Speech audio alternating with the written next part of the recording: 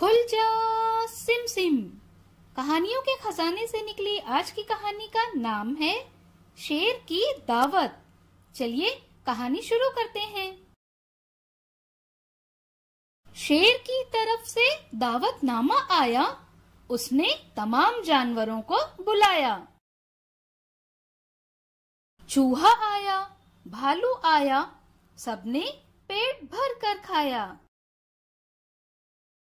गिलहरी ने गाना गाया, मोर ने अपना नाच दिखाया। हाथी रोते रोते आया, मुझे शेर ने नहीं बुलाया। बंदर ने इसका हल बताया। शेर ने हाथी को मनाया, पेट भरकर केले खिलाया।